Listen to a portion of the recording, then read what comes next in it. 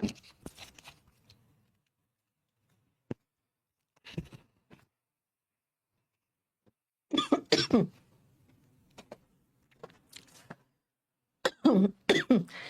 And welcome to all my champions. सारे champions को very very good morning. Good morning Nitesh, Himanshu, Aarav, Sachin, सारे champions को very very good morning.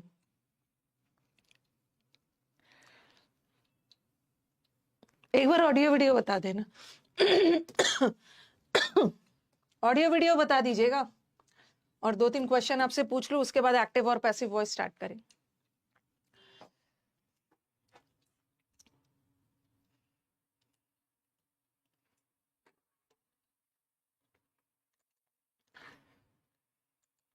Refresh कर लेती हूँ एक बार।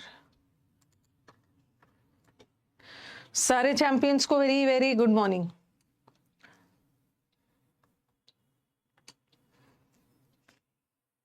Good morning Ashish, Vikram, Pinky. Audio video बता देना। कल मैंने आपको एक वीडियो डलवाया था, कल तो मैंने आपका टेंस खत्म किया, और कल मैंने एक वीडियो डलवाया था कंडीशनल सेंटेंस का, 1.5 घंटे का वीडियो है।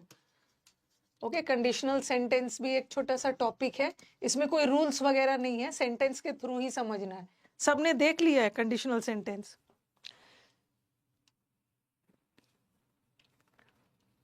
गुड मॉर्निंग सभी चैंपियंस को, very very good morning.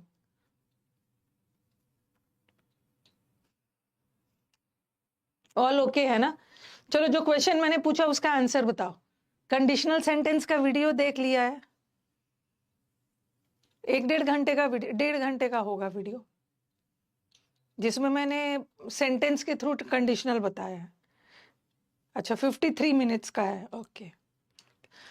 55 minutes का है, 53 जो भी है, 55 मिनट्स मतलब 1 घंटे का वीडियो है। ठीक है, 1 घंटे का वीडियो है।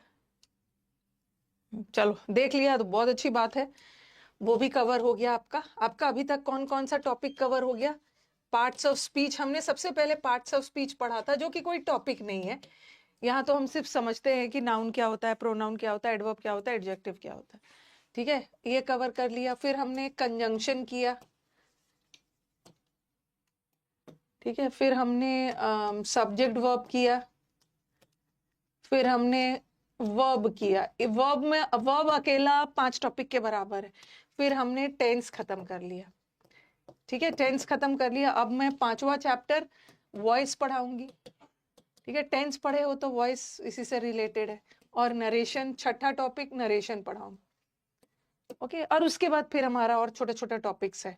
नाउन छोटा टॉपिक है, आर्टिकल, क्वेश्चन टैग, ये सब छोटे छोटे टॉपिक्स है। ये सब में बहुत ज्यादा टाइम नहीं लगेगा। आप बोलोगे ना कि मैम 1 2 3 4 5 टॉपिक पढ़ाने में 2 मंथ्स लग गए थे, इसलिए क्योंकि ये टॉपिक्स बहुत लेंदी है। आपने देखा होगा अकेला वह भी आपका 17-18 दिन लग गया था। तो ये सब टॉपिक्स बहुत लेंदी लेंदी है। नाउन टॉपिक छोटा है, आर्टिकल छोटा है, क्वेश्चन टैग छोटा है, वो सब छोटे छोटे टॉपिक्स है, जिसको मैंने लास्ट में रखा है। ठीक है, देख लेना, आप देख लेना जो भी और कंडीशनल सेट।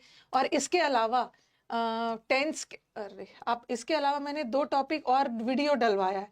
एक टेंस तो आपने पढ़ा है, एक मैंने आपको सुपरफ्लुअस भी का भी वीडियो डलवाया है। सुपरफ्लुअस में भी आपका 50 क्वेश्चन होगा। ओके, सुपरफ्लुअस क्या होता है? अननेसेसरी वाले सेंटेंसेस, और एक कंडीशनल। बाकी तो मैं लाइव पढ़ा रही हूँ, लेकिन ये 2 टॉपिक ऐसा है जिसका मैंने रिकॉर्डेड वीडियो डलवाया है। दोनों आपके पास पहुंच गया है। दोनों आपके पास पहुंच गया।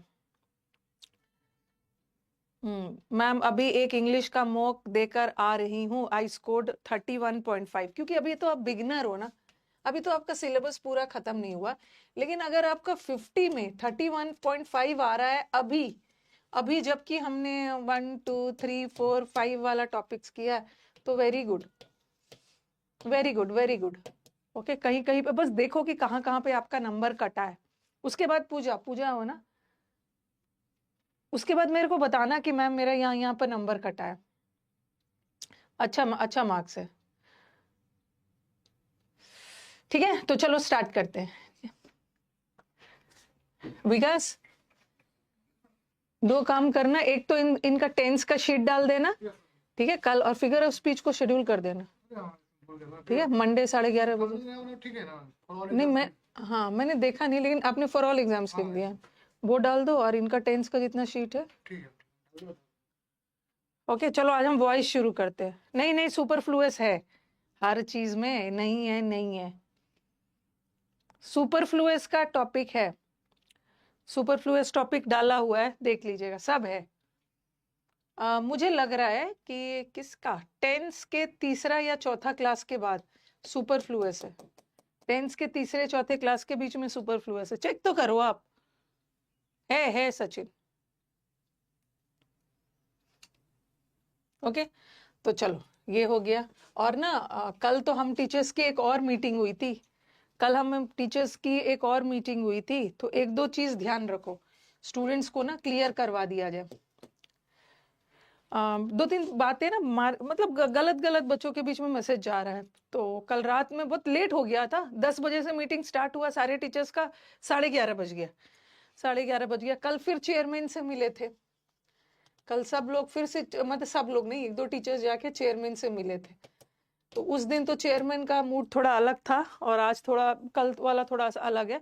एक दो चीज मैं बता देती हूँ कि ये जो 2024 वाले जो बच्चे हैं ना, उनका एसएससी कुछ नहीं करेगा, उसने साफ डिक्लेयर कर दिया एसएससी कुछ नहीं करेगा, जो करना है कोर्ट केस में जाना होगा, और कोर्ट केस अभी लंबा चलता है। अभी 2017 2023 में जो चल रहा था, आज 25 आ गया, वही कोर्ट केस का अभी डिसीजन नहीं आया, ऐसे बीच में है।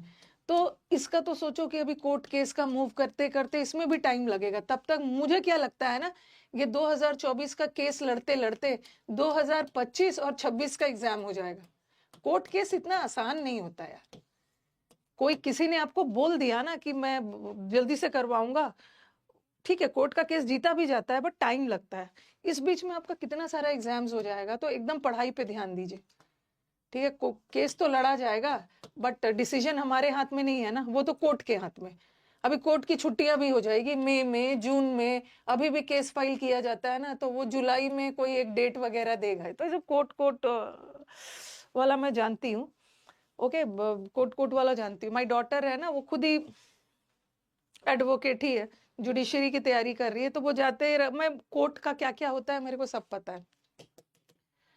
तो ये सब का तो छोड़ो, अब इन्होंने 2025 में बोला है कि हम सुधार करेंगे, जो गलतियां 2024 में हुई हम सुधार करेंगे।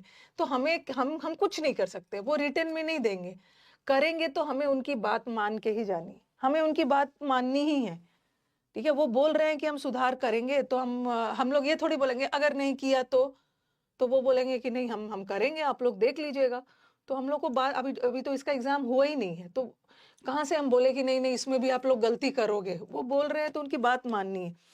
और जो एडुक्विटी जो वेंडर है ना, कि वेंडर चेंज होने वाले हैं, बहुत जगह ना रूमर्स फैला दिया है कि टीचर ने जाके वेंडर चेंज करवा दिया है, टीचर ने जाके वेंडर नहीं चेंज करवाया है, ठीक है। ये जो वेंडर है, पहले आपका पिछले साल तक टीसीएस करवाता था, बैंक में भी टीसीएस करवाता है, बैंक का एग्जाम भी, बट वहां कुछ नहीं होता, पता नहीं यही क्या है। ये जो एडुक्विटी है, सबको लग रहा है ना कि टीचर ने जाकर टीसीएस हटाकर एडुक्विटी करवा दिया है। और अगर आप गूगल करते हो तो एडुक्विटी का जो वो है फीडबैक है, माने उनका जो रेपो है ये बहुत खराब है, ठीक है। अभी जो नीट के एग्जाम्स में बहुत धांधली हुई थी ना, तो एडुक्विटी ने ही लिया था पेपर, तो नीट के पेपर में धांधली हुई थी, तो बच्चों के मन में आ रहा है कि अगर ये आ जाएगा तो पेपर लीक होने की संभावना और भी बढ़ जाएगा, क्योंकि नीट में इसका रिकॉर्ड अच्छा नहीं है। हाँ, नीट में आप इसका रिकॉर्ड अच्छा नहीं है, तो वेंडर चेंज होगा। देखो एसएससी ना, जब चेयरमैन से बात हुई थी तो ये टीचर ने नहीं करवाया, इतना टीचर के पास पावर नहीं होता है कि एसएससी को जो बोले वही करे। हाँ, कि नहीं नहीं आप टीसीएस हटाओ, आप एडिक्विटी से एग्जाम करवाओ, ऐसा ऐसा नहीं है। ये बच्चों के मन में गलत रूमर फैल गया कि ये सब गड़बड़ी टीचर ने किया है, उन पे प्रेशराइज करके एडिक्विटी वेंडर को लेके आ रहे, नहीं, ये नवंबर से ही एसएससी प्लान कर रहा था, ठीक है, नवंबर से ही एसएससी के मन में था कि हम अपना वेंडर बदलेंगे। तो हाँ, तो ये मत सोचना ना कि ये एडिक्विटी टीचर ने करवाया, पेपर लीक हुआ है। नीट का जो मेडिकल का एग्जाम्स होता है ना, एमबीबीएस वाला, इसमें बहुत तो इसका रेपो बहुत खराब है अभी हाल फिलहाल में। तो ये टीचर ने नहीं करवाया, ये एसएससी पहले से डिसाइड कर पा।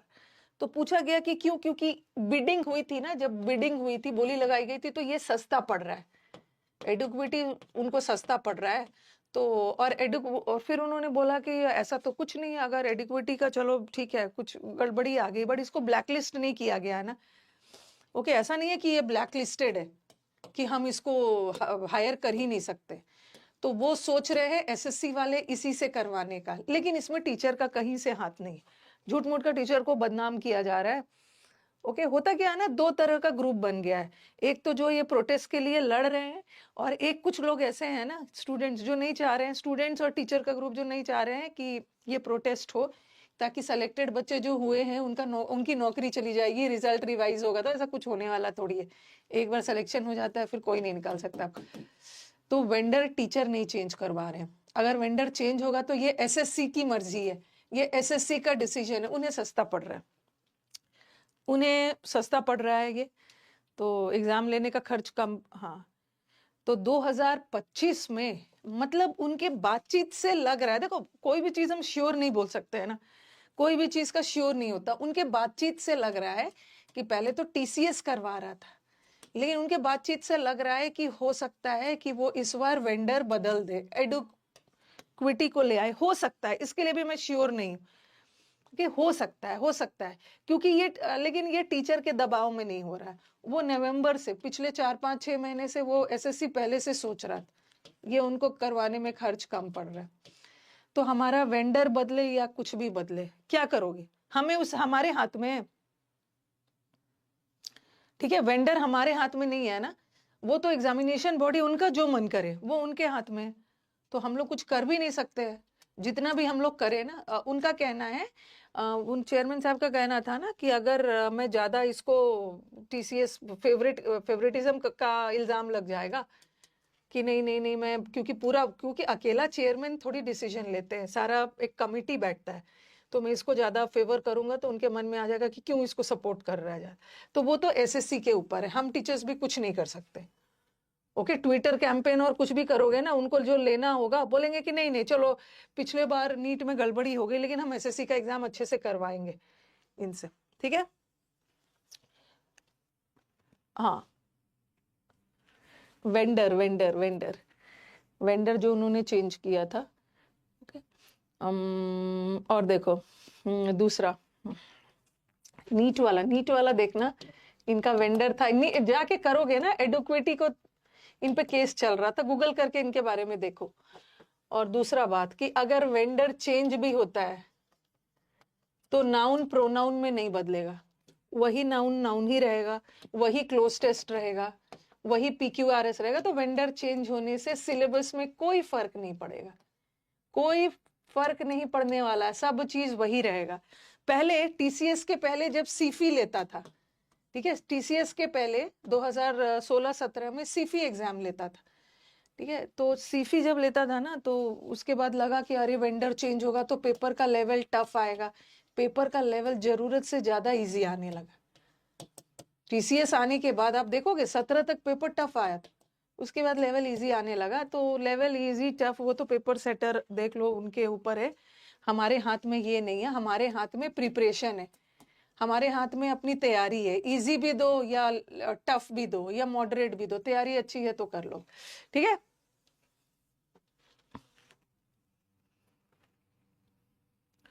ओके, हाँ, तो चलो स्टार्ट किया जाए। तो ये सब ना जो बात इधर उधर की फैला रहे हैं, मैं देख रही हूँ कि वो सब पे नहीं जाना है, वो सब पे नहीं जाना है।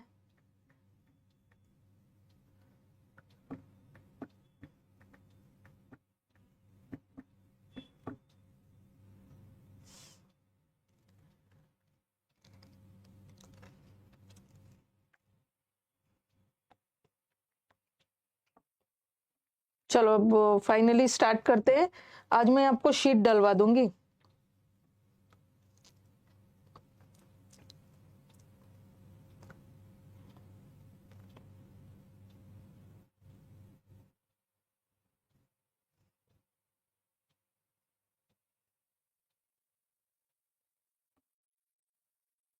मैं टेक्नोलॉजी की बात कर रही हूँ भाई।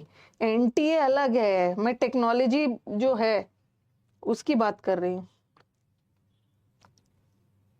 जाके आप देखो, जो क्वेश्चन सेट करते हैं ना, उसकी बात कर रही हूँ। ठीक है, एनटीए वो अलग, मैं जो क्वेश्चन सेट करने वाले बॉडी की बात कर रही हूँ। जो आईएएस वाले पेपर बनाते हैं उनसे बनवा ले, अरे जिससे भी बनवाना हो, हम लोग कुछ नहीं कर सकते। ठीक है, उनका जो मन है, ऐसा नहीं है कि एसएससी हमारे फैमिली मेंबर है, जैसे जैसा बोलेंगे वैसा वैसा वो करेगा। जो भी करो, बस देखो आपको जो करना है करो, बट क्वेश्चंस गलत मत दो। ओके, एग्जाम मेंस को वादा तो किया है, अब देखना है, विश्वास ही कर सकते हो। मेंस को एक ही शिफ्ट में करवाओ। अगर आप मेंस को एक शिफ्ट में करवा दोगे तो ये नॉर्मलाइजेशन वाला प्रॉब्लम ऑटोमेटिकली हट जाएगा। ठीक है, और दूसरा दूसरा रॉन्ग क्वेश्चंस वगैरह मत दीजिए। कितना तरह का केस तो चारों तरफ सब अपने अपने लेवल पे लड़ रहे हैं। सिलेबस वगैरह कोई चेंज नहीं होगा। चलो अब स्टार्ट करते हैं।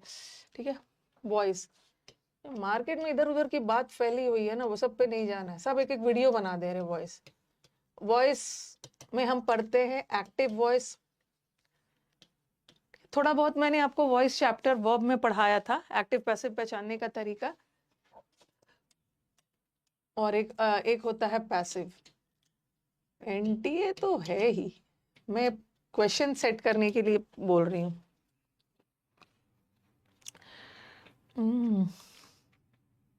किसी का कुछ सिलेबस चेंज नहीं हुआ है, चुपचाप पढ़ो आप। एक्टिव और पैसिव वॉइस, हम अपनी बात को दो तरीके से बोल सकते हैं। अगर हमें अपने कर्ता पे जोर डालना है तो हम एक्टिव वॉइस में अपने वाक्य को बोलते हैं। अगर कर्ता को इनएक्टिव करना है तो सेंटेंस पैसिव वॉइस में होता है। तो सेंटेंस एक्टिव वॉइस में कब होता है? व्हेन डूअर, डूअर मतलब कर्ता, एक्टिव का मतलब है सक्रिय, पैसिव का मतलब है इनएक्टिव, निष्क्रिय। तो सक्रिय वॉइस मतलब जब डूअर हमारा सेंटेंस में एक्टिव होता है। जब कर्ता एक्टिव होता है तो सेंटेंस एक्टिव वॉइस में है, और जब कर्ता इनएक्टिव होता है, ठीक है, इनएक्टिव होता है तो हमारा सेंटेंस पैसिव वॉइस में होता है ना। सेंटेंस मैंने लिखा ही डिड द वर्क, ठीक है, ही डिड द वर्क, और दूसरा मैंने लिखा the work was done by him. अब जरा सेंटेंस देखना, यहाँ पे हम किस पे ज्यादा जोर डाल रहे हैं? ही पर। ही डिड द वर्क, ही ने काम को किया, तो ही हमारे सेंटेंस का कर्ता है, डूअर है, डूअर है, करता है, और यहाँ पे ही एक्टिव है। वाक्य में ही एक्टिव है, ही ने काम किया, हम ही पे जोर डाल रहे हैं। काम किसने किया? ही ने किया। इसका मतलब है सेंटेंस एक्टिव वॉइस में। ठीक है, एक्टिव वॉइस में। लेकिन यहाँ पे देखो the work was done by him, यहाँ पर हमने ही पे जोर डाला, अपने कर्ता पे जोर डाला, तो सेंटेंस एक्टिव वॉइस में है। बट यहाँ हमने इस काम पे जोर डाला, यहाँ कर्ता ने काम किया, लेकिन यहाँ काम को कर्ता पे के द्वारा किया गया, तो हम वर्क पे ज्यादा जोर डाल रहे हैं और कर्ता को बाद में डाल रहे हैं, तो ये सेंटेंस पैसिव वॉइस में होगा। पैसिव, सॉरी, छोटे छोटे एग्जाम्पल्स लिख लीजिए। सिलेबस कुछ चेंज नहीं होता है।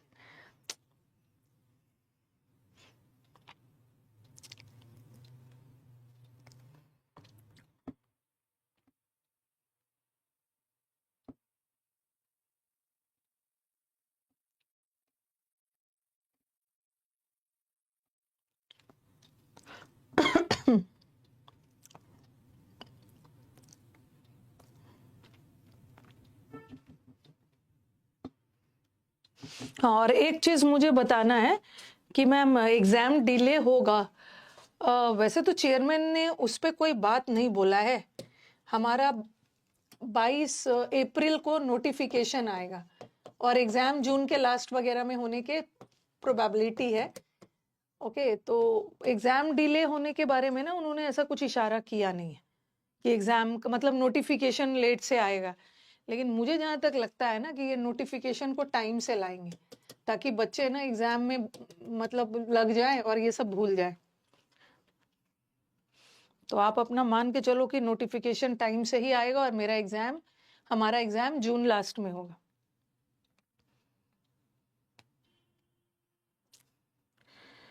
ओके, जब हमारा कर्ता एक्टिव होता है तो सेंटेंस एक्टिव वॉइस में है, और जब कर्ता इनएक्टिव होता है तो सेंटेंस पैसिव वॉइस में। यहाँ मैंने जोड़ ही पे डाला, व्यक्ति पे, और यहाँ वर्क पे डाला। कई बार बच्चे बोलते हैं मैम एक्टिव पैसिव पहचानने का एक ट्रिक होता है, अगर वर्ब से पहले किसी व्यक्ति का जिक्र हो तो वो सेंटेंस एक्टिव है।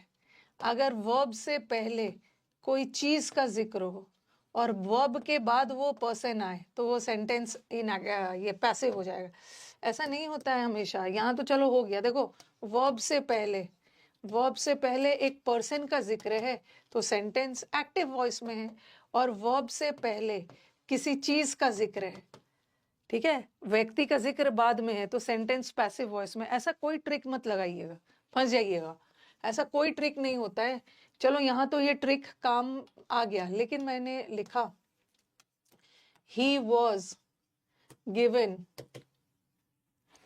प्रॉपर ट्रीटमेंट, उसको प्रॉपर ट्रीटमेंट दी गई डॉक्टर के द्वारा। अब ये वाला ट्रिक लगाओगे आप कि मैम ये तो हमारे सेंटेंस का वर्ब है ना, और सॉरी ये तो हमारे सेंटेंस का वर्ब है, और वर्ब से पहले कोई व्यक्ति का जिक्र हो, जैसे यहाँ पे वर्ब से पहले किसी व्यक्ति का जिक्र हो तो सेंटेंस एक्टिव वॉइस में जाएगा ना। लेकिन यहाँ वर्ब से पहले किसी व्यक्ति का जिक्र है लेकिन सेंटेंस पैसिव जा रहा है। तो ये सब दिमाग में, और ये सब ट्रिक लगा के पढ़ना ही नहीं कि वर्ब से पहले कोई व्यक्ति है तो एक्टिव होगा। यहाँ भी तो वर्ब से पहले एक व्यक्ति का जिक्र है लेकिन ये पैसिव है, ठीक है। तो ये सब ट्रिक मत लगाना। बस यहाँ पे देखो he was given proper treatment, उसको प्रॉपर ट्रीटमेंट दी गई। उसने प्रॉपर ट्रीटमेंट किसी को नहीं दिया, उसको किसी के द्वारा, डॉक्टर के द्वारा, फ्रेंड के द्वारा ट्रीटमेंट दिया गया। यहाँ ही कुछ नहीं कर रहा है, यहाँ पे ही इनएक्टिव है, ही कुछ नहीं कर रहा, कोई और आके उसका ट्रीटमेंट कर रहा है, डॉक्टर कर रहा है, उसका दोस्त उसका ट्रीटमेंट कर रहा है, तो ये सेंटेंस पैसिव है। तो काइंडली ना ये सब ट्रिक पे मत जाना।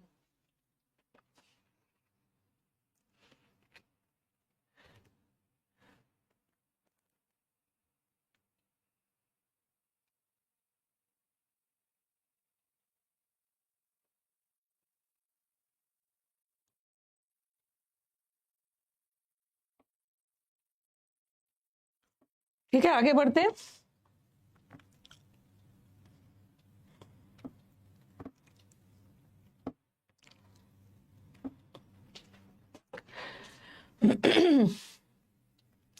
कुछ कुछ मुझे आते हैं ट्रिक सिखाने कि मैम व्यक्ति का जिक्र पहले हो ना एक्टिव है, और किसी चीज का जिक्र पहले हो तो पैसिव है। ऐसा कुछ नहीं, यहाँ भी व्यक्ति का जिक्र पहले।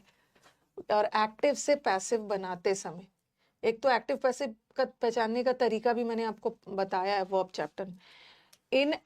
लिखो, यहाँ पे लिखो,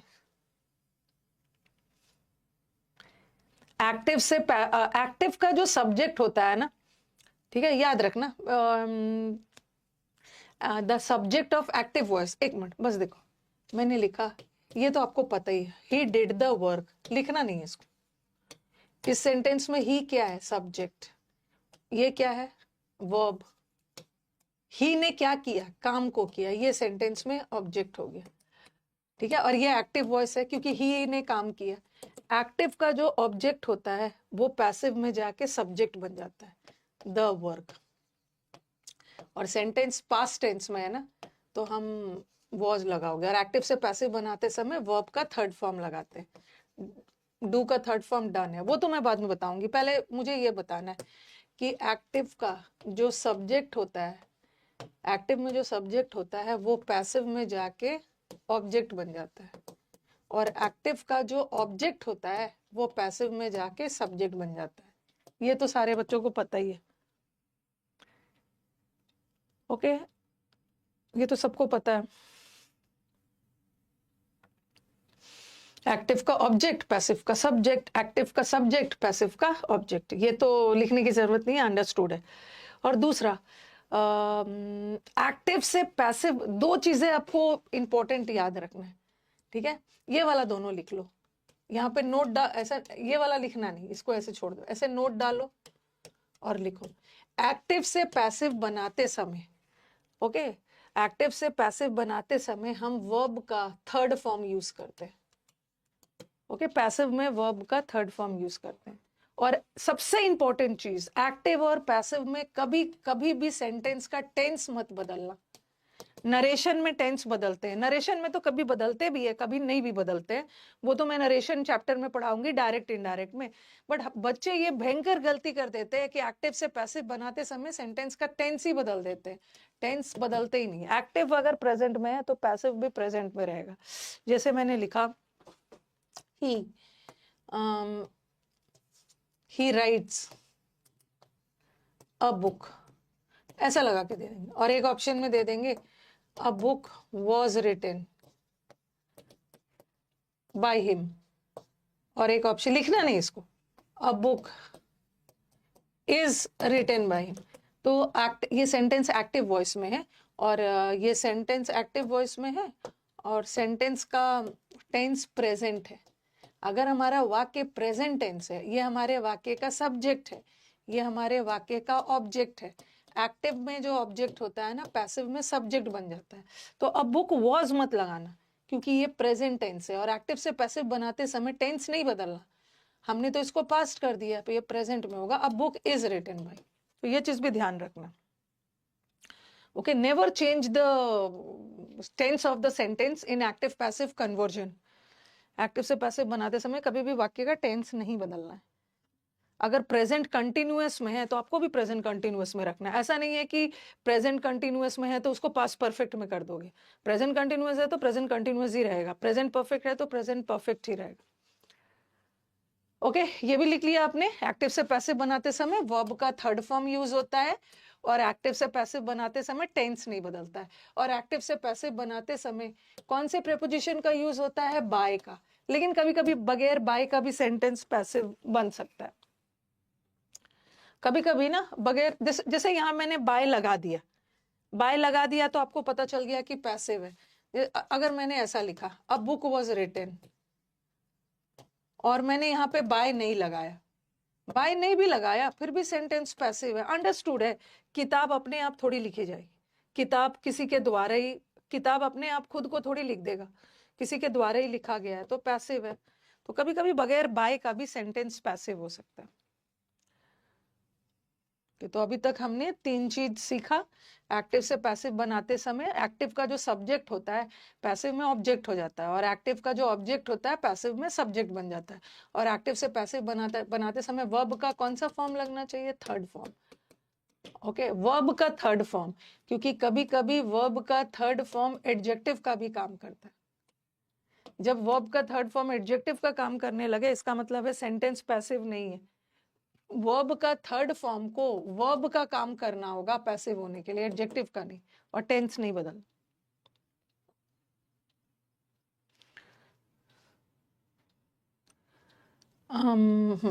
थोड़ा वो सब। और एक चीज बताना है, मैं कभी कभी हमारे एग्जाम में ऐसा आता है, चेंज द वॉइस, वॉइस बदलो। अब आपको पता करना होगा कि अगर हमारा क्वेश्चन सिर्फ लिख देते हैं चेंज द वॉइस, वॉइस बदलो, तो कभी कभी ऐसा होता है कि हमारा क्वेश्चन एक्टिव वॉइस में होता है और आपको उसको बदलना होता है पैसिव में। ठीक है, तो आपको पहचानना है सेंटेंस देख के कि एक्टिव है कि पैसिव है। ओके, और एक्टिव में आता है, आपको पैसिव में बदलना है। और कभी कभी ऐसा भी होता है कि हमारा वाक्य पैसिव में रहता है और उसका वॉइस बदलना है, मतलब अगर वो पैसिव में है तो हमें उसको एक्टिव में बदलना है। तो दोनों आ सकता है। ठीक है, दोनों आ सकता है कि एक्टिव से पैसिव भी बदलने का आ सकता है, क्योंकि इन्होंने लिखा है चेंज द वॉइस, वॉइस बदलो। अगर हमारा क्वेश्चन एक्टिव में है तो आपको उसको पैसिव में बदलना है, अगर पैसिव में है तो उसको एक्टिव में बदलना है। लेकिन अभी मैं रिसेंट एग्जाम्स, आपको थोड़ा पहचानना है कि सेंटेंस क्या में जा रहा है। ठीक है, लेकिन अभी अब मैं लास्ट कुछ इयर्स का पेपर देख रही हूँ ना, उसमें वो साफ बदल दे रहे हैं, मतलब मेंशन कर दे रहे हैं, change the sentence into active voice. अगर ऐसा लिखा हुआ आ गया, सेंटेंस को एक्टिव वॉइस में बदलो, इसका मतलब है कि वो आया पैसिव में होगा। ठीक है, जरूर हमारा वाक्य क्वेश्चन में पैसिव में होगा, तभी तो एक्टिव में बदलने के लिए बोल रहे हैं। कभी कभी ऐसा भी होता है, change the sentence into passive, वाक्य को पैसिव में बदलना है, इसका मतलब है कि वाक्य एक्टिव में होगा, हमें उसका आंसर पैसिव में ढूंढना है। तो आजकल मैं देख रही हूँ क्वेश्चन में मेंशन कर दे रहे, change the following sentence into passive voice, इसको पैसिव में बदलो, मतलब एक्टिव में है, या एक्टिव में बदलो, इसका मतलब है क्वेश्चन पैसिव में।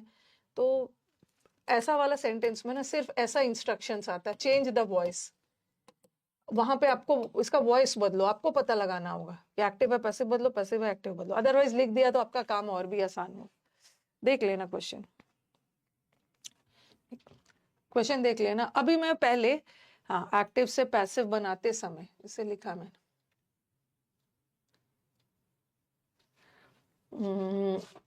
मैंने लिखा the table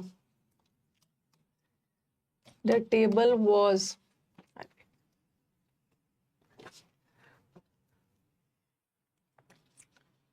broken by him, ठीक है। और फिर मैंने लिखा, कभी कभी दोनों सेंस जा सकता है, मैंने लिखा I was interested in doing the work, I was interested in doing the work। देखो ये भी वर्ब का थर्ड फॉर्म है और इंटरेस्टेड भी थर्ड फॉर्म है। जब मैं आपको वर्ब चैप्टर पढ़ा रही थी उसमें आपको पढ़ाया था ना कि कभी कभी वर्ब का थर्ड फॉर्म, वर्ब तो होता ही है, लेकिन कभी कभी वर्ब का थर्ड फॉर्म एडजेक्टिव भी होता है। कैसे पता करोगे कि कहाँ वर्ब का थर्ड फॉर्म है, एडजेक्टिव है, और कहाँ वर्ब है? जहां जहां वर्ब के थर्ड फॉर्म से किसी एक्शन का बोध हो रहा है, इसका मतलब है कि वो वर्ब है। और जहां पे वर्ब के थर्ड फॉर्म में कोई एक्शन नहीं हो रहा है, विशेषता बताई जा रही है, एडजेक्टिव है। The table was broken by him, ठीक है।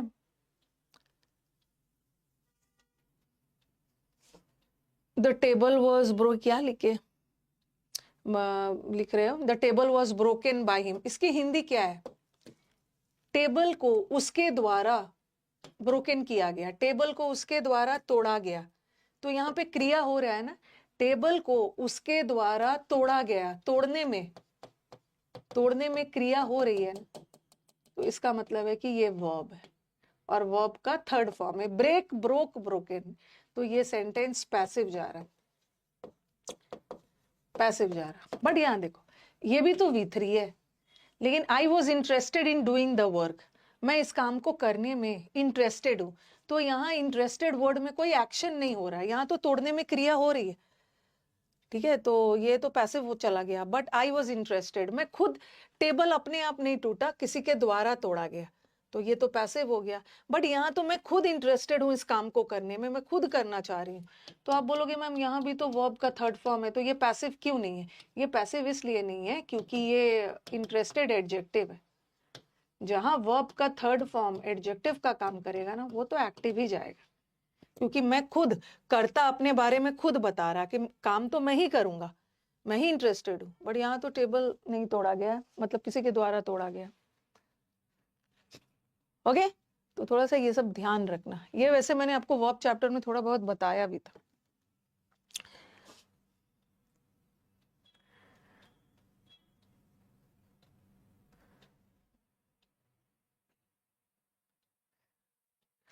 कभी कभी ऐसा भी सेंटेंस आया था, एक मैंने प्रीवियस पेपर में दिया था, ऐसा था, the school is open on Saturday, school Saturday को खुला रहता है। और the school is opened by the peon, school को मतलब स्कूल का गेट पियून के द्वारा खोला जाता है। तो ये देखो एक्टिव पैसिव में आपने पढ़ा है ना कि इज एम आर के बाद V3 आता है, ठीक है, V3 आता है। और यहाँ पे सेंटेंस का थोड़ा सेंस देखना, the school is opened by the peon, peon के द्वारा, स्कूल अपने आप नहीं खुल रहा है, स्कूल को पियून के द्वारा खोला जा रहा है। तो ये सेंटेंस पैसिव है और पैसिव वॉइस में, और खोलने में क्रिया हो रही है, तो पैसिव वॉइस में थर्ड फॉर्म होगा।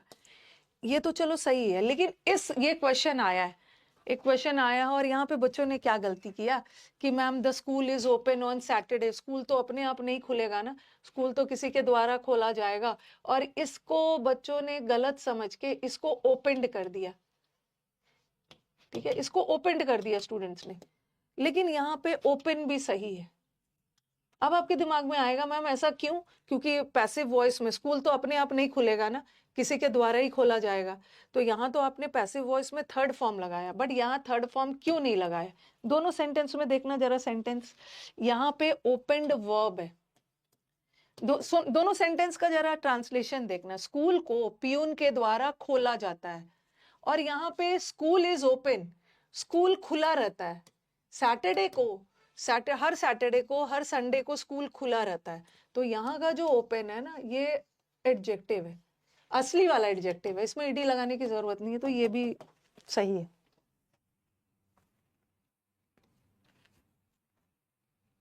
क्या सेकंड वाले सेंटेंस में क्या कहना चाह रहा है? क्या इसमें इतना दिक्कत है?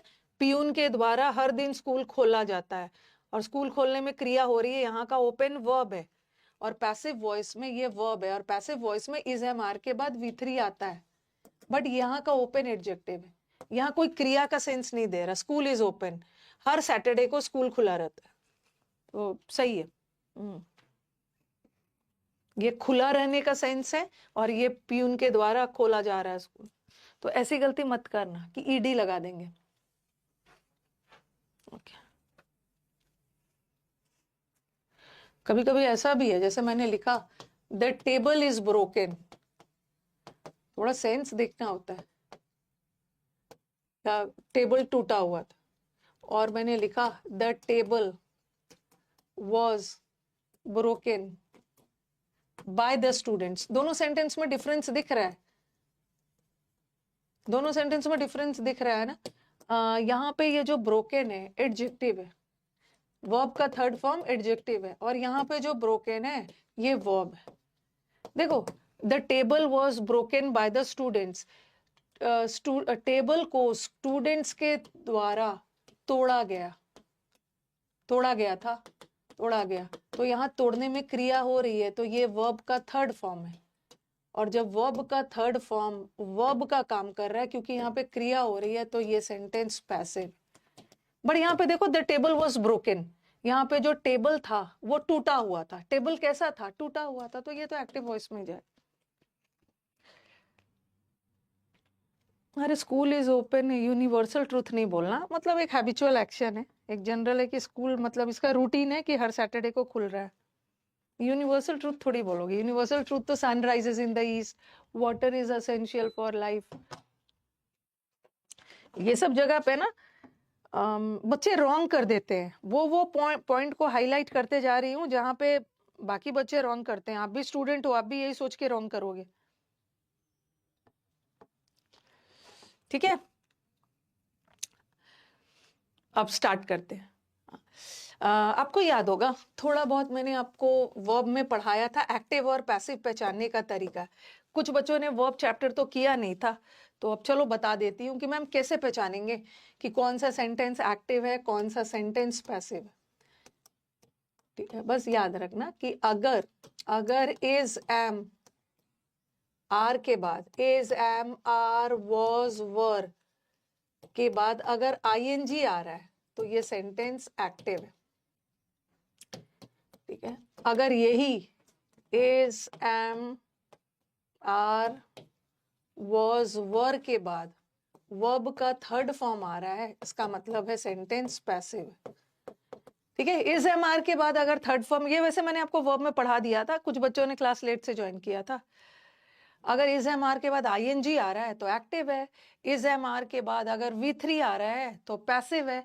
लेकिन कभी कभी इज एम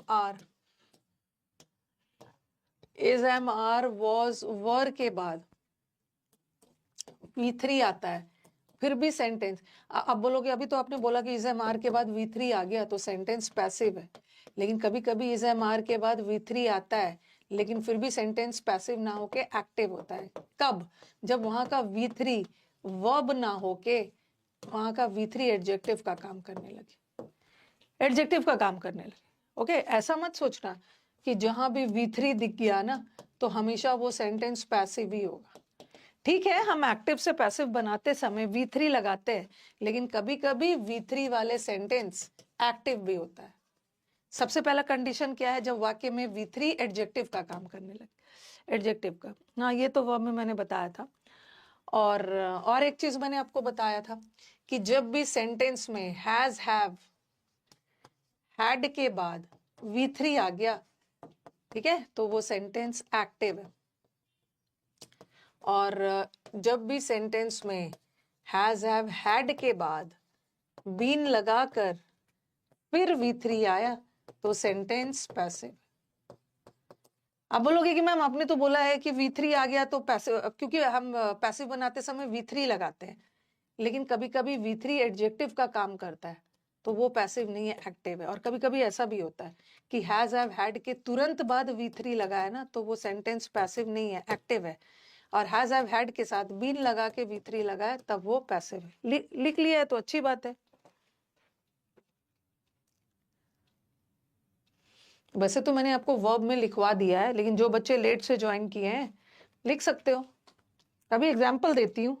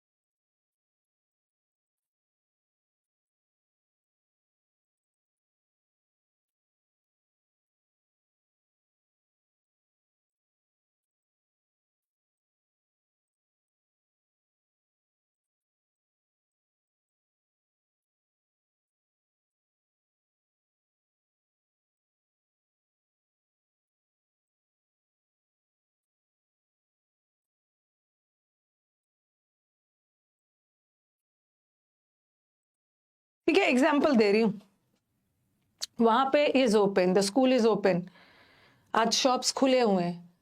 ठीक है, आज मैं बोलूंगी ना आज मार्केट खुला हुआ है, द मार्केट इज ओपन, वहां पे एडजेक्टिव का काम कर रहा है। अभी रुको, मैं सब बताती हूँ।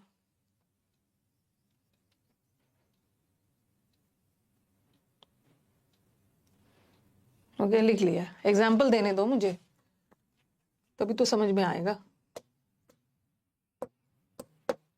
आपको पता है ना, इतने दिनों से I can read your veins, आपका नर्व्स में मुझे पता है कि आप लोग क्या क्या दिमाग में चल रहा है और कहाँ कहाँ गलती करोगे। मैंने लिखा he is giving a book, वो एक बुक दे रहा है। दूसरा, he is given a book. तीसरा, he was amazed, amazed का मतलब है आश्चर्यचकित था। और तीसरा, he has done the work। चौथा, the work has been done by him। अरे बाय लगा के तो काम आपका आसान कर दिया, नहीं भी लगाया फिर भी अंडरस्टूड। और फिर मैंने लिखा he has been taken to the hospital। और एक्टिव पैसिव पहचानने का तरीका बहुत जरूरी है।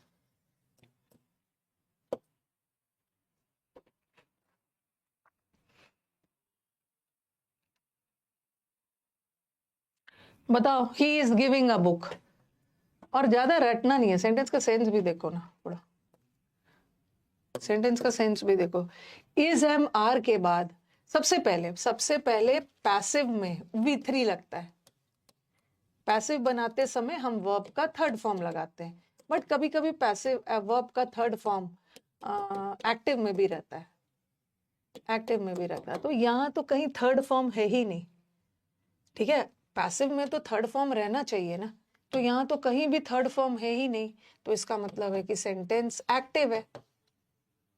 और थोड़ा सेंटेंस का सेंस देखो, he is giving a book, वो एक बुक दे रहा है, यहाँ पे ही एक्टिव है, ही एक व्यक्ति है जो एक्टिव है, बुक देने का काम कर रहा है, तो यहाँ पे हमारा कर्ता एक्टिव है, और जब हमारा कर्ता एक्टिव है तो सेंटेंस एक्टिव वॉइस में। अब देखो यहाँ पे आ गया V3, और कभी कभी V3 वाला, यहाँ तो V3 था ही नहीं, तो इसके पैसिव होने का सवाल ही नहीं। कभी कभी V3 वाला एक्टिव भी होता है, कभी कभी V3 वाला पैसिव भी होता है। He is given a book, he is given a book मतलब उसको एक बुक दी जाती है, यहाँ तो वो खुद दे रहा है, बट उसको एक बुक दी जाती है किसी और के द्वारा, कोई और काम कर रहा है, कोई और आके उसको बुक दे रहा है, वो तो घर में बैठा हुआ है, तो ये पैसिव।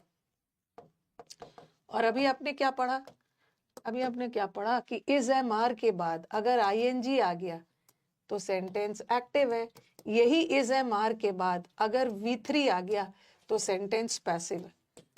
पैसिव है, उसको एक बुक दी जाती किसी और के द्वारा। फिर आप बोलोगे कि ma'am is am are was कुछ भी हो, कि यहाँ भी तो इज एम आर, अगर मैं इज ही लगाती, he is amazed, he is amazed मतलब वो आश्चर्यचकित है, तो आप बोलोगे कि मैम यहाँ भी तो इज एम आर के बाद V3 है, और आपने बोला है कि इज एम आर के बाद V3 है तो सेंटेंस पैसिव होना चाहिए, बट ये एक्टिव है।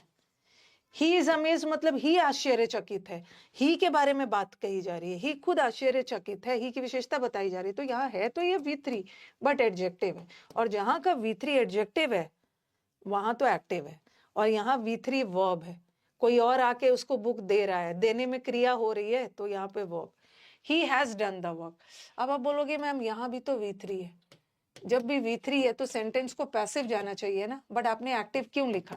मैंने आपको बताया है कि हैज हैव हैड के बाद V3 आ गया तो एक्टिव है, इसको पैसिव बनाने के लिए ना हैज हैव हैड के बाद बीन लगाकर V3 आएगा, ठीक है? हैज हैव हैड के तुरंत बाद V3 आएगा तो एक्टिव नहीं है।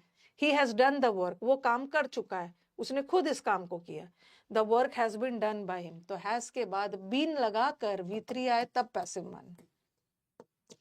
यहां भी देखो, हैज के तुरंत बाद ही हैज टेकन होता ना, मतलब ही ने किसी और को हॉस्पिटल ले गया, he, but he has been taken, has के बाद बीन लगाकर V3 आ गया, मतलब उसको हॉस्पिटल ले जाएगा।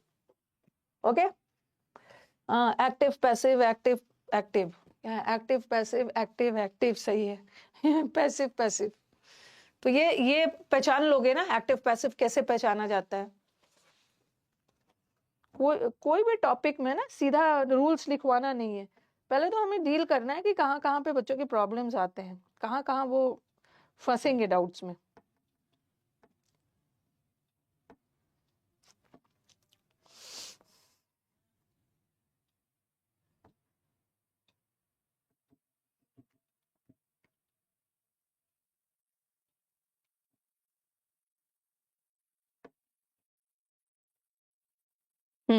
कंफ्यूज मत होना कि जहां V3 देख गया उसको पैसिव समझ लिया, कभी कभी V3 वाला एक्टिव भी होता है, बशर्ते कि वो एडजेक्टिव हो, और हैज के तुरंत बाद V3 आ रहा है तो वो भी एक्टिव है, हैज के बाद बीन लगा के V3 आ रहा है तो वो पैसिव है। और एक जगह आप लोग कंफ्यूज हो सकते हो, और एक जगह ये भी बच्चों का कंफ्यूजन होता है, मैम हमने पढ़ा है ना कि जहां पे बीइंग आ गया, जहां पे बीन आ गया, बीन आ गया, अभी आपने बोला है ना बीन आ गया तो पैसिव है, और जहां पे बी आ गया तो पैसिव होगा, ऐसा नहीं है, ऐसा नहीं है।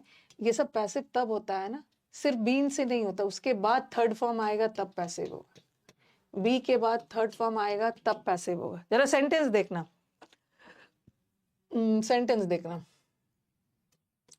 जैसे मैंने लिखा he has been to England, वो इंग्लैंड जा चुका है पहले, और he has been honest, he has been helped by his friends। अब ये भी ध्यान रखना है, ये भी ध्यान रखना है कि मैम ने बोला है ना कि हैज हैव हैड के बाद, हैज हैव हैड के बाद तुरंत V3 आ रहा है तो वो एक्टिव है, और हैज हैव हैड के बाद बीन लगा कर V3 आ रहा है। मैंने सिर्फ बीन नहीं बोला था, बीन लगाकर उसके बाद V3 आना चाहिए, तब पैसिव है। तो आप बोलोगे कि मैम यहाँ भी तो बीन है, यहाँ भी तो बीन है, यहाँ भी तो बीन है, यहाँ भी तो बीन है, लेकिन मैंने क्या बोला था कि बीन वर्ड को पैसिव होने के लिए उसके बाद V3 चाहिए। बट यहाँ पे ऑनेस्ट, ईमानदार, वफादार, ईमानदार है, तो यहाँ पे ईमानदार एडजेक्टिव है। यहाँ पे टू क्या है, प्रेपोजिशन है, और ये इसके बाद प्रेपोजिशन का ऑब्जेक्ट है, और किसी की जगह का नाम हमेशा नाउन होता है। तो ये मत समझ लेना कि बीन आ गया तो सेंटेंस पैसिव हो गया। ये सेंटेंस भी एक्टिव, ये सेंटेंस भी एक्टिव, और नीचे वाला पैसिव। क्योंकि यहाँ बीन के बाद V3 कहाँ आ रहा है, यहाँ भी बीन के बाद V3 नहीं आया ना, वर्ब का थर्ड फॉर्म नहीं आया, एडजेक्टिव आ गया। बट यहाँ बीन के बाद वर्ब का थर्ड फॉर्म, उसको उसके दोस्तों के द्वारा उसकी हेल्प की गई। उसने कुछ नहीं किया, दोस्त ने आकर किया। बट यहाँ तो वो खुद इंग्लैंड जा चुका है, यहाँ तो वो खुद वफादार है, तो दोनों एक्टिव होगा। ठीक है।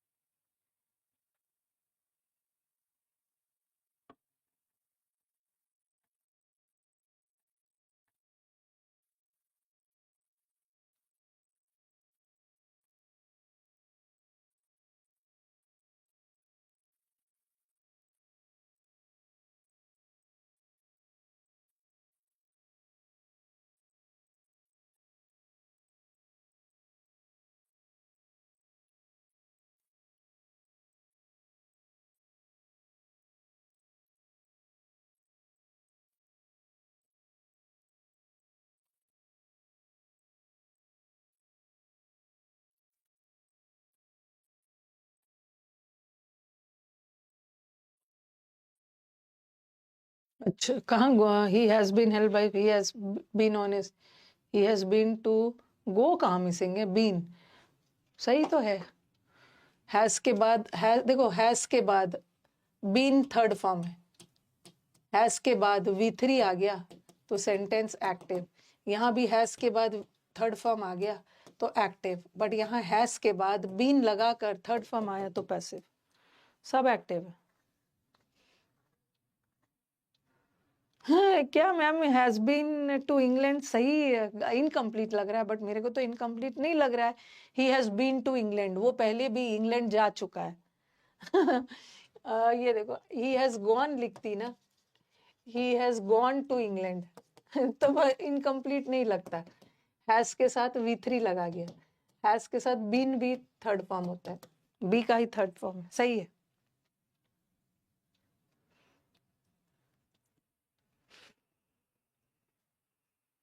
ओके, आगे बढ़े। अरे गो का थर्ड फॉर्म गॉन होता है, और बी का थर्ड फॉर्म बीन होता है। दोनों सही है, इंग्लिश है भाई, एक सेंटेंस को 50 तरीके से बोल सकते हो। आई टेक टी या आई हैव टी जैसे बोलते हो ना, वैसे ही बोल सकते हो। अब आ जाओ, मैंने लिखा he will be my student, वो मेरा स्टूडेंट रहेगा फ्यूचर में।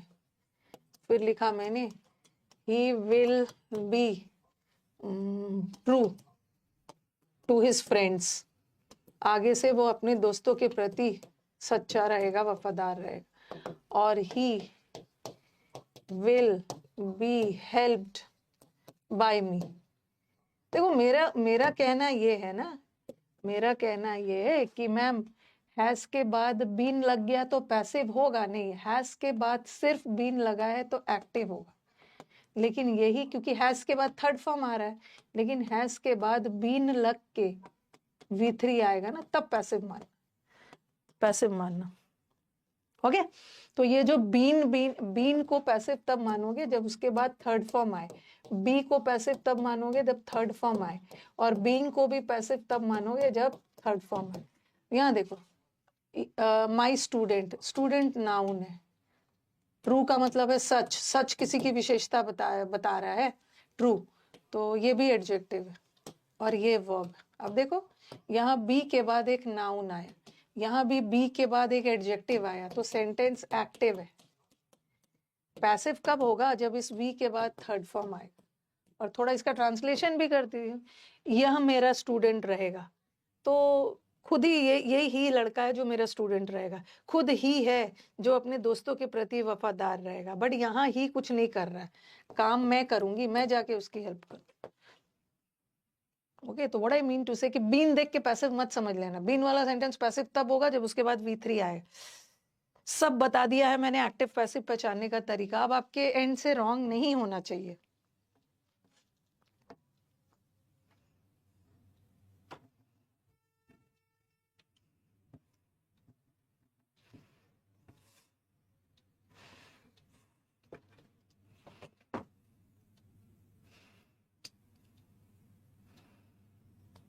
एक्टिव पैसिव पहचानने में अब आपको गलती नहीं करनी है, और जहां कंफ्यूजन हो सकता है वो चीज को भी मैंने क्लियर कर दिया। वैसे एक्टिव पैसिव दो तरीके से पूछा जाता है, लेकिन सबसे खतरनाक तरीका क्या है? बोल रहे कि मैम सबसे इजी तो ये वाला है, जब अलग से क्वेश्चन आता है ना, एक्टिव से पैसिव बनाइए या पैसिव से एक्टिव बनाइए, ये तो बड़ा इजी होता है।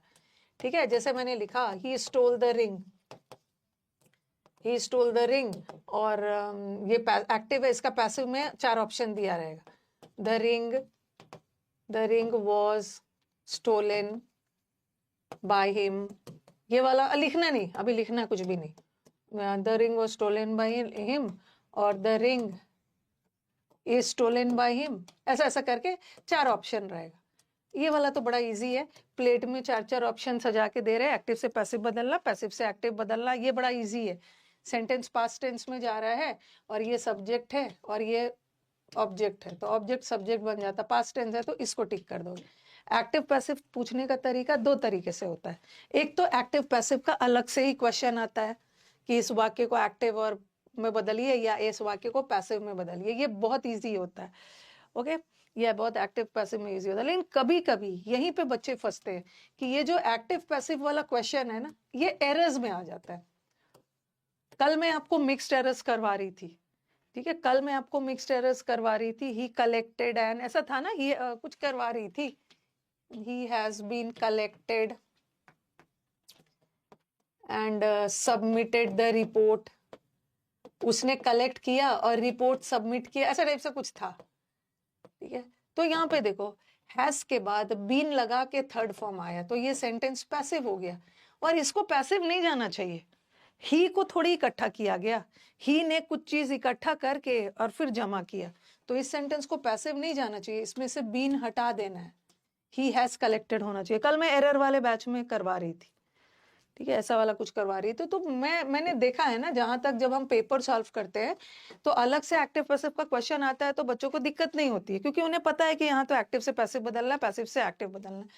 लेकिन यही वाला एरर भर भर के आया है, यही वाला एरर जब यही वाला एक्टिव पैसिव वाला क्वेश्चन जब एरर डिटेक्शन में आ जाता है तो वहां पे बच्चे फंस जाते हैं। ओके, वहां पे हमारे स्टूडेंट्स फंस जाते हैं। देखो ऐसा ऐसा रहेगा, एक क्वेश्चन आया था, electric heaters were providing to the जरूरतमंद, टू द नीडी, जरूरतमंद लोगों को ठंड में इलेक्ट्रिक हीटर प्रोवाइड किया गया। ओके, अब देखो, अब बोलोगे कि मैम इज एम आर के बाद तो आईएनजी आता ही है। हमने तो पढ़ा है कि इज एम आर के बाद आईएनजी भी आ सकता है, V3 भी आ सकता है, तो यहाँ तो is am are was were के बाद आईएनजी तो आया ही है, तो इसमें गलती क्या है? इसमें गलती ये चीज है ना कि इस सेंटेंस को इज एम आर के साथ आईएनजी कब आता है? जब सेंटेंस एक्टिव वॉइस में हो, और जब पैसिव में हो तो V3 आता है, is am are was were. But इस सेंटेंस को एक्टिव नहीं जाना चाहिए। इलेक्ट्रिक हीटर्स किसी को कोई कुछ थोड़ी दे रहा है, electric heaters non living thing है, और नॉन लिविंग थिंग को कोई काम थोड़ी करेगा। इस सेंटेंस को एक्टिव नहीं जाना चाहिए, इस सेंटेंस को पैसिव जाना चाहिए। किसी के द्वारा जरूरतमंद लोगों को इलेक्ट्रिक हीटर प्रोवाइड किया गया, तो इसको पैसिव। वैसे इज एम आर के साथ आईएनजी भी होता है, V3 भी होता है, बट सेंटेंस का सेंस देखो ना, हीटर तो नॉन लिविंग थिंग है, वो किसी को जाके कुछ थोड़ी देगा, हीटर दे नहीं रहा है, हीटर को दिया गया किसी और के द्वारा, प्रोवाइडेड होगा। तो यहाँ पे थोड़ा सा स्टूडेंट्स का कंफ्यूजन हो सकता है। कि कौन सा सेंटेंस एक्टिव जाएगा, कौन सा पैसिव जाएगा। जैसे लिख दिया टीचर या द स्टूडेंट्स वर स्कोल्डिंग, यहां तो काम आसान हो गया, बाय द टीचर। तो आप बोलोगे कि मैम स्टूडेंट्स को टीचर के द्वारा डांटा गया, मैम इज एम आर के बाद तो आईएनजी आता है, तो यहाँ पे गलत कैसे है? बट बिकॉज स्टूडेंट नहीं डांट रहे हैं टीचर को, टीचर के द्वारा बच्चों को डांटा गया, सेंटेंस पैसिव जाएगा।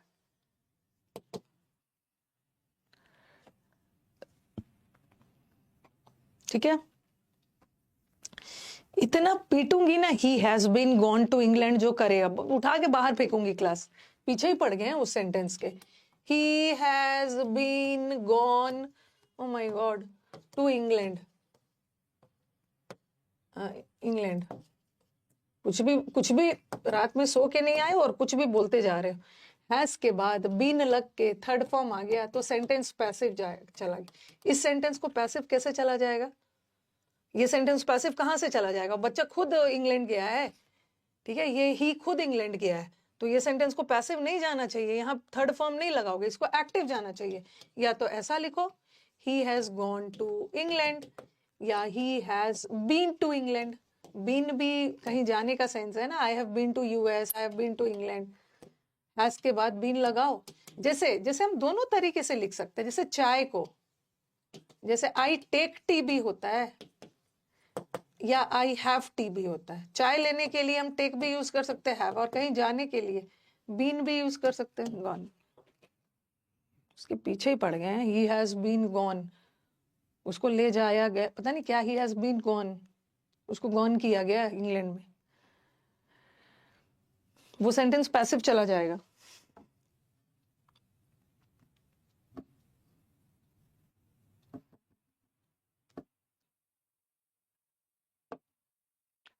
हो गया, इंग्लैंड जाके ही मानेगा।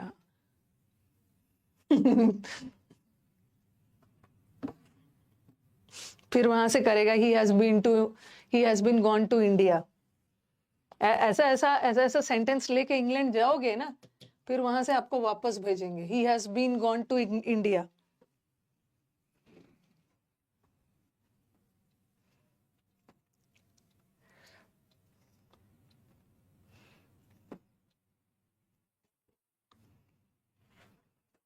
हो गया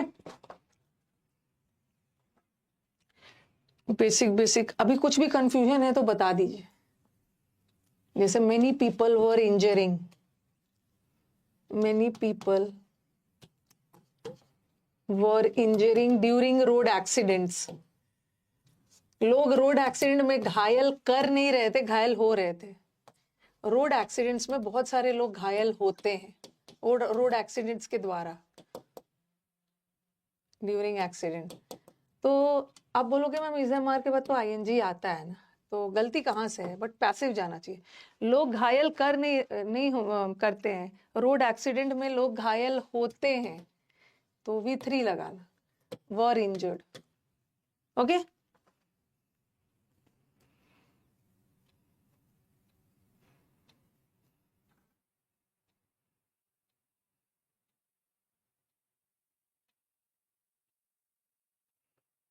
अब आपको ये चीज थोड़ा बहुत आपको आइडिया तो लग गया होगा ना, कि मैम ये वर्ब चैप्टर के पीछे क्यों पड़ी रहती है। मैंने यूट्यूब पे भी मतलब लगातार 13-14 घंटे का वर्ब पढ़ाया है, तो अब आपको एहसास हो रहा है कि ये चैप्टर मैं पहले क्यों पढ़ाती हूँ।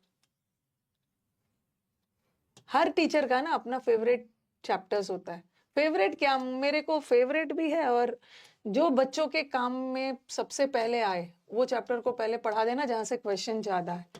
अब आपको रियलाइज हो रहा होगा ना कि मैंने वर्ब चैप्टर आपको क्यों पहले पढ़ाया। देखो, वर्ब चैप्टर में मैंने थोड़ा बहुत आपका एक्टिव पैसिव भी टच किया था, तो अब हम जब एक्टिव पैसिव पढ़ रहे हैं ना दोबारा, तो आपके लिए चीजें आसान हो जा रही है, एक्टिव पैसिव पहचानने का तरीका। फिर आपने देखा होगा कि टेंस भी पढ़ रहे थे, तो कुछ कुछ पोर्शन वहां भी वर्ब से आ रहा था। तो वर्ब इज वेरी इंपॉर्टेंट, और वर्ब बहुत इंपॉर्टेंट है, और स्टूडेंट्स को वर्ब के बाद टेंस पढ़ाना है, और टेंस के तुरंत बाद वॉइस और नरेशन पढ़ाना है। क्योंकि ये वॉइस और नरेशन का भी कुछ हिस्सा टेंस से जुड़ा हुआ है, वॉइस का, जो कि मैं अभी करवाने वाली हूँ। तो वर्ब टेंस दोनों इंपॉर्टेंट है। ठीक है, अब मैं जितना भी टॉपिक्स पढ़ाऊंगी ना, कोई किसी से रिलेटेड नहीं रहेगा। अभी रिलेटेड वाला सब मैंने पढ़ा दिया। अब पहला दिन आके आप नाउन पढ़ लो। अगर आपने नाउन चैप्टर नहीं किया, लेकिन आप प्रोनाउन वाले क्लास में भी आ रहे हो ना, अगर आपने नाउन नहीं भी पढ़ा है तो आपको प्रोनाउन सब समझ में आ जाएगा। मैंने आपको एडजेक्टिव पढ़ा है, एडजेक्टिव नहीं पढ़ा आपने और सीधा एडवर्ब पे आ रहे हो, समझ में आ जाएगा। तो अब इंटरलिंक्ड नहीं है। ओके, हाँ, verb is the mother of all topics. Verb mother है और टेंस फादर है, और बाकी सब नाउन प्रोनाउन छोटे छोटे बच्चे हैं सब।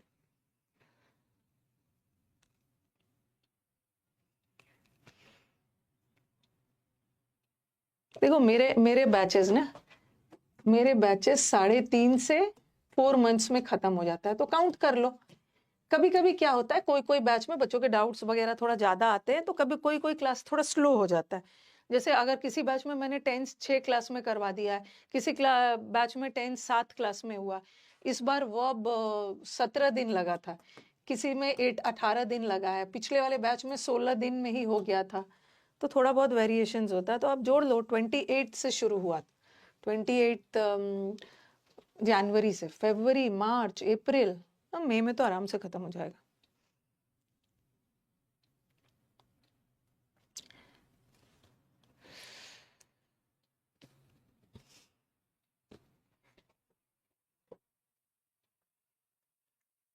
और इतना जो दादा बाबा नाना नानी कर रहे हो ना, यही आपकी नैया पार लगाएगा। पहले जितना रेलवे वालों को छोड़ दो, यही आपकी नैया पार लगाएगा। जितना जल्दी हो सके इसको समझ लो। ये बहुत कंजंक्शन है, ये बहुत वफादार सब्जेक्ट है, बशर्ते कि आप इसकी रिस्पेक्ट करिए। ठीक है, इसकी रिस्पेक्ट करिए इंग्लिश की। ये बहुत वफादार है, ज्यादा इधर उधर नहीं करता है। इंग्लिश में खास करके एसएससी में ज्यादा क्वेश्चंस बदलते नहीं है। आसानी से अगर थोड़ा सा कंसिस्टेंट रहोगे, आसानी से इंप्रूव होगा। इसकी रिस्पेक्ट करो, बहुत फेथफुल है, वफादार है, और सबसे ज्यादा वेटेज इसी का है ना, सबसे ज्यादा वेटेज इसी का है। ओके, 135 मार्क्स मेंस में। ठीक है, फिर 50 नंबर है, तो इसको आप नजरअंदाज नहीं कर सकते, क्योंकि सबसे ज्यादा क्वेश्चन इसी से आ रहा है, इसी से आ रहा है, चाहे बैंकिंग हो या एसएससी हो। ठीक है, क्योंकि मैथ्स तो बिना बोले ही सब पढ़ लेंगे, मैथ्स बिना बोले ही पढ़ लेंगे।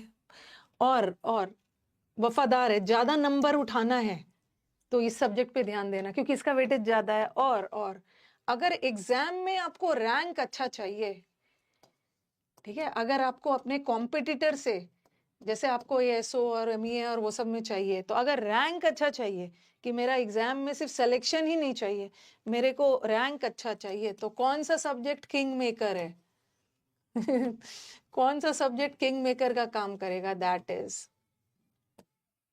क्योंकि जीएस को सब बच्चा नेग्लेक्ट करता है, बोलेगा मैम इतना समंदर है, कितना पढ़े, और कभी कभी तो इतना पढ़ के जाते हैं वो पार्ट में से आता ही नहीं है, क्या करे। लेकिन समझदार बच्चा आए चाहे नहीं आए, चाहे नहीं आए, पढ़ के तो पूरा जाता है। और कभी कभी क्या होता है ना, आपका लक इतना अच्छा होता है कि आपने जैसा, हर बच्चे का जीएस पढ़ने का टेक्निक अलग होता है।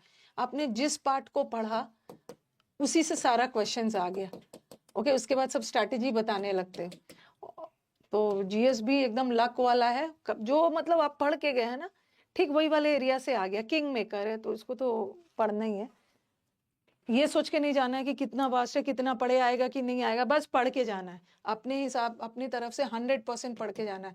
मैथ्स सब लोग पढ़ लेता है, इंग्लिश भी मन मार के पढ़ लेंगे, रीजनिंग तो पढ़ ही लेते हो, लेकिन इसको पढ़ने में सबका मन नहीं लगता है। लेकिन जो इसको ध्यान से पढ़ा, रैंक उसका बहुत ऊपर आ जाता है। आजकल तो सब परमार सर से ही पढ़ रहे हैं। मैंने बहुत पहले जब स्टूडेंट्स मुझसे मिलने आते थे, तो मेरे स्टूडेंट्स बहुत स्ट्रगल करते थे जीएस में। मुझे लग रहा है अचीवर 5 है ना, 3.0 की बात कर रही हूँ। बच्चे बहुत स्ट्रगल करते थे, जीएस कहाँ से पढ़े। देखो हम टीचर्स भी चाहते हैं ना कि बच्चों को सही जगह पे पहुंचा दिया जाए, ताकि वो भटके ना। तो जब मेरे पास बच्चे इंटरव्यू देने आते थे ना, तो मैं इंग्लिश से ज्यादा पूछती थी, जीएस कहाँ से पढ़ रहे हो, क्या कर रहे हो, बताओ। तो बच्चे, बहुत सारे बच्चे परमार सर का नाम लेते थे, तो मैं क्लास में आके बताती थी कि भाई आप लोग जाके देखो। और मैं परमार सर को पर्सनली उस समय जानती भी नहीं। कई सारे स्टूडेंट्स इल्जाम लगा जाते हैं कि मैम आप प्रमोट कर रहे हो टीचर को।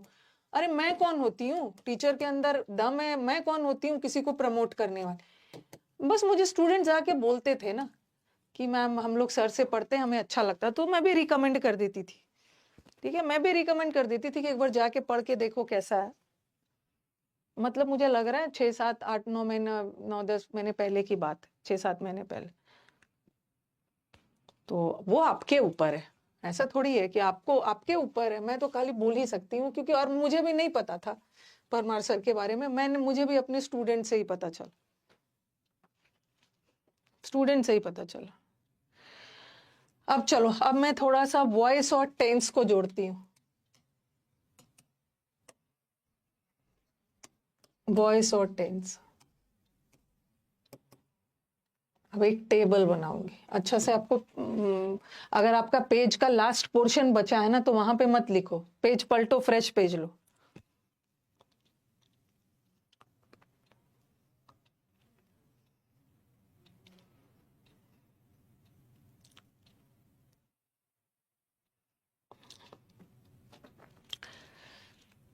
मैथ्स के लिए तो बहुत सारे टीचर्स हैं, जीएस के लिए कम कम टीचर्स मिलेंगे, मैथ्स का तो पूरा इतने सारे टीचर्स हैं। आप अपना देख लो, आपको इतना दिमाग भगवान ने दिया है ना डिसाइड करने का कि किस टीचर के साथ मेरी कंपैटिबिलिटी बैठ रही। चलो वॉइस सेंटेंस, हाँ एक चीज मुझे बताना है, मैंने आपको टेंस में, प्रेजेंट टेंस में अभी लिखना नहीं, ठीक है, लिखना नहीं। प्रेजेंट टेंस में 4 कैटेगरी बताया है क्या। एक बताया था सिंपल प्रेजेंट, दूसरा present continuous, present perfect, present perfect continuous, 4 category बताया था। ज्यादा भटकना नहीं है, दोस्तों के नहीं जाना है, अपना दिमाग लगाना है।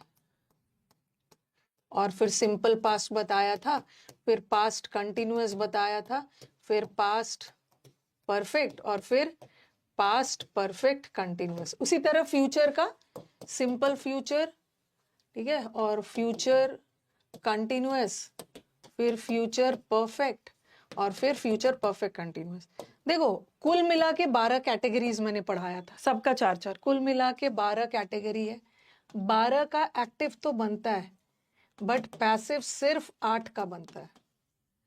ठीक है, पूरे 12 का एक्टिव तो बनता है, बट पैसिव सिर्फ 8 का बनता है।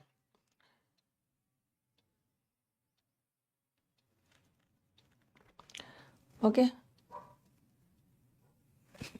बी का सेकेंड फॉर्म जो है ना, वॉज वॉर है, वॉज वॉर पढ़ा दिया है मैंने। बी के फॉर्म्स वर्ब चैप्टर में पढ़ाया है ना। तो अब बोलोगे मैम किसका पैसिव नहीं बनता है। प्रेजेंट टेंस में किसका पैसिव नहीं बनता है। Simple present, present continuous, present perfect का तो बनता है, लेकिन प्रेजेंट परफेक्ट कंटिन्यूअस का पैसिव नहीं बनता है। उसी तरह पास्ट कंटिन्यूअस में, पास्ट में पास्ट परफेक्ट कंटिन्यूअस का पैसिव नहीं बनता है। ठीक है, प्रेजेंट टेंस में प्रेजेंट कंटिन्यूअस परफेक्ट कंटिन्यूअस का नहीं बनता, पास्ट में पास्ट परफेक्ट कंटिन्यूअस का नहीं बनता, और फ्यूचर में 2 का नहीं बनता है। एक फ्यूचर कंटिन्यूअस का भी पैसिव नहीं बनता है, और एक फ्यूचर परफेक्ट कंटिन्यूअस का भी नहीं बनता। तो देखो 1, 2, 3, 4 का नहीं बनता है, सिर्फ पैसिव 8 का बनता। ठीक है, इसमें तो चलो ठीक है, इसका लास्ट वाले का नहीं बनता, बट फ्यूचर में 2 का नहीं बनता, फ्यूचर कंटिन्यूअस का भी नहीं बनता है, और फ्यूचर परफेक्ट कंटिन्यूअस का भी नहीं बनता। चलो वॉइस सेंटेंस,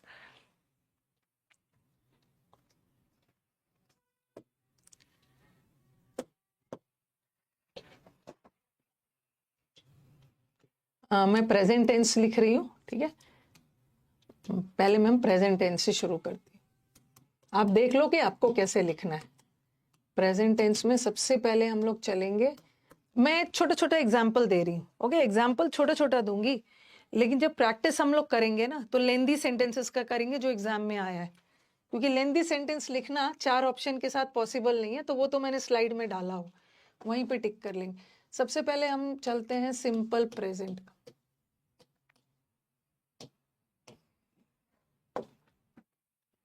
कम जगह चाहिए इसका, सिंपल प्रेजेंट, ठीक है। फिर है प्रेजेंट, बस ये वाला मैं आपका कॉन्सेप्ट क्लियर करने के लिए बता रही हूँ, छोटे छोटे सेंटेंस लिखूंगी।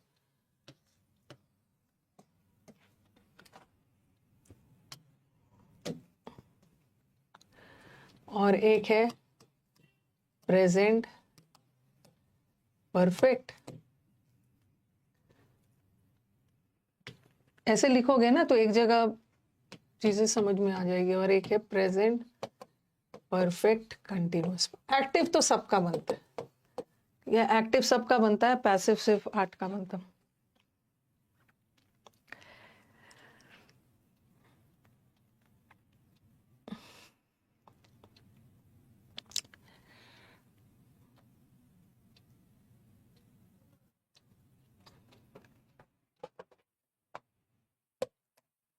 सिंपल प्रेजेंट टेंस में एक छोटा सा सेंटेंस लिखती हूँ जो इसमें आ जाए।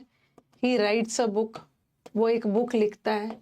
ये राइट्स कौन सा टेंस है? Simple present. इसी का कंटिन्यूअस बनाती हूँ, ही is writing a book. Book लिख रहा है, और इसका प्रेजेंट परफेक्ट बनाती हूँ। प्रेजेंट परफेक्ट का मतलब है, प्रेजेंट परफेक्ट का मतलब है क्या? हैज, हैव प्लस वर्ब का थर्ड फॉर्म।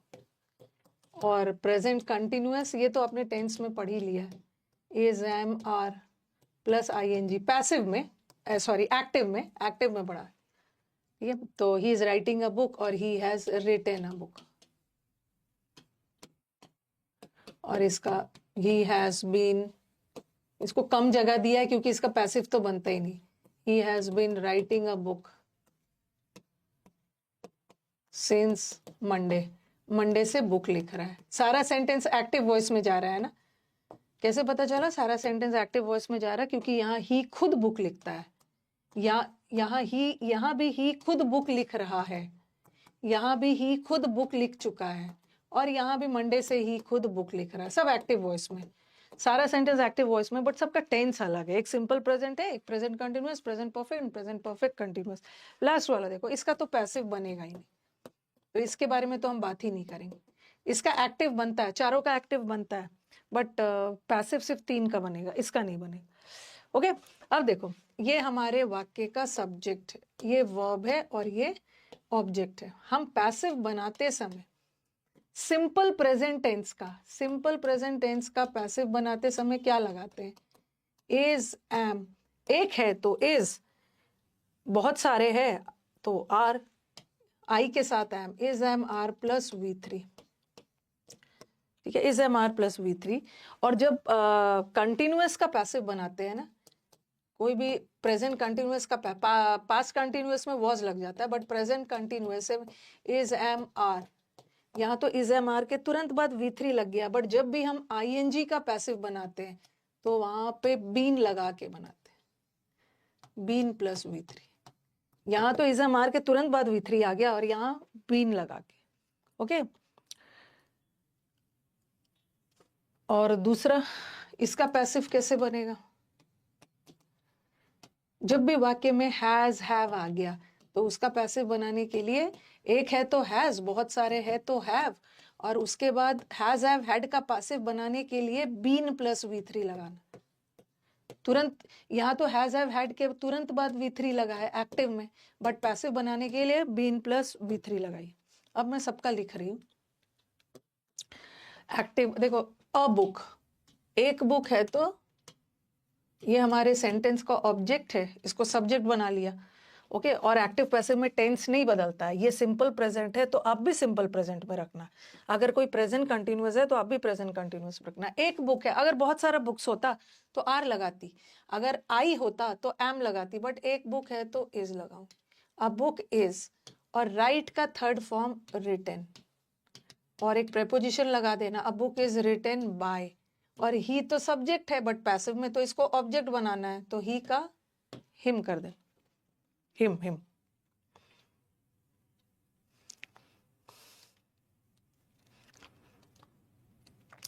दूसरा देखो, पहले देख लो उसके बाद लिखना।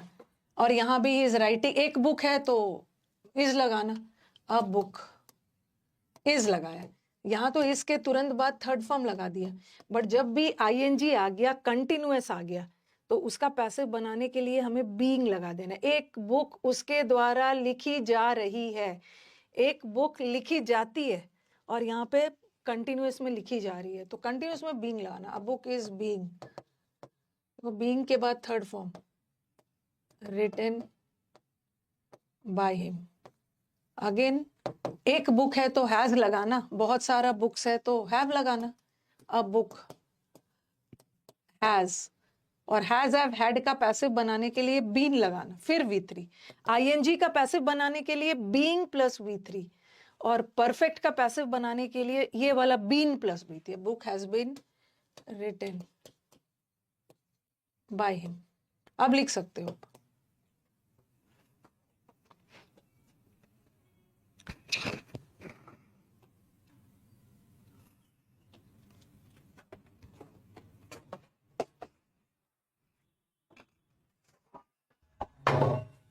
लिख के डन बोलिएगा, उसके बाद मैं पास्ट पे आऊंगी। प्रेजेंट परफेक्ट कंटिन्यूअस का पैसिव नहीं होता। लिखिए पहले इसको।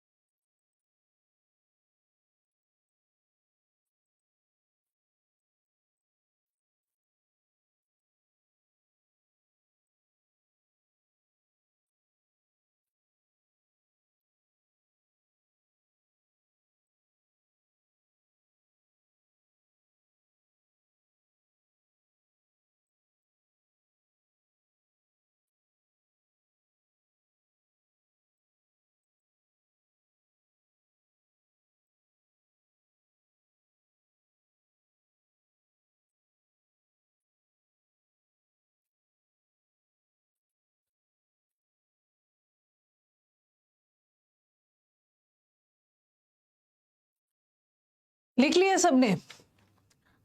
देखो आप तो अपना अलग से लिखना, अब मैं इसी में फिर से नहीं लिखूंगी, लेकिन आप अलग से लिखना। ओके, अभी मैंने प्रेजेंट लिखा, अभी मैं पास्ट करूंगी।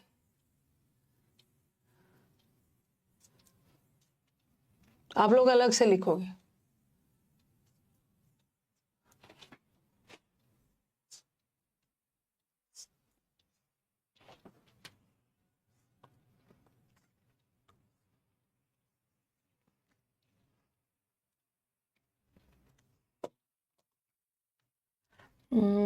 यस, अभी मैं पास्ट टेंस लिखूंगी, ठीक है।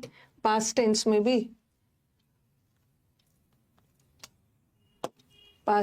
भी मैं सिंपल पास्ट लिखूंगी, ठीक। प्रेजेंट में इज एम आर लग रहा था, इसमें वॉज वर लगा देना, ठीक है। ये है पास्ट कंटिन्यूअस, और ये है पास्ट परफेक्ट, और ये होगा पास्ट परफेक्ट कंटिन्यूअस। सब इज एम आर को वॉज वर में बदलते जाना, ओके। जैसे ही राइट्स बदल गया ही रोट अ बुक में, ही रोट अ बुक, ठीक है। एक्टिव पैसिव में टेंस नहीं बदलना है, पास्ट है तो पास्ट रखना, प्रेजेंट है तो प्रेजेंट रखना। और वहां पे इज एम आर था प्लस V3, तो यहाँ पे क्या हो जाएगा, was were plus V3। He wrote a book, तो ये पास्ट टेंस में है, तो a book was written by, ठीक है। जैसे पास्ट कंटिन्यूअस, प्रेजेंट कंटिन्यूअस में इज एम आर था, इसमें वॉज वर, तो he was writing a book. एक बुक है तो वॉज लगाना, और बहुत सारे बुक्स है तो वर लगाना। A book was written. अब देख रहे हो कुछ नहीं कर रही हूं मैं, इज एम आर को वॉज वर में बदल रही हूँ। पास्ट परफेक्ट का मतलब होता है हैड प्लस V3।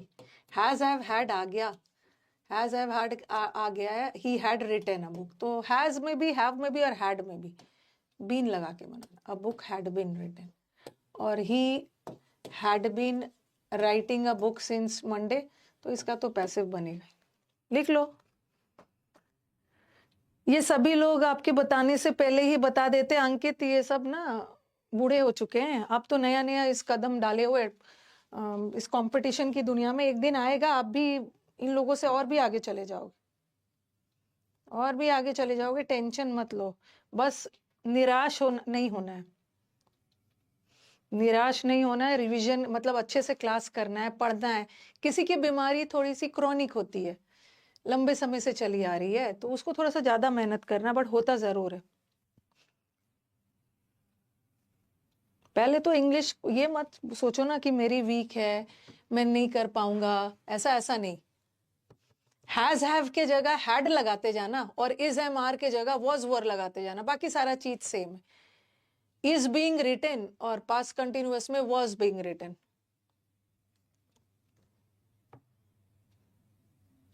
एक लड़की की कहानी मैं आप लोगों को सुनाऊंगी, उसका नाम मुझे याद नहीं है। ये 7-8, जब मैं पटना में पटना पढ़ाती थी, नहीं मैं दिल्ली आ गई थी, मैं दिल्ली आ गई थी। एक की कहानी है, ठीक है। और उसने पीएनबी बैंक पीओ निकाला था, बैंक पीओ निकाला था उसने। और बैंकिंग में भी इंग्लिश का बहुत इंपॉर्टेंट रोल है। ओके, तो उसको लगता था ना कि उसका कभी इंग्लिश सुधर ही नहीं सकता है, उसके मन में ये बैठा था।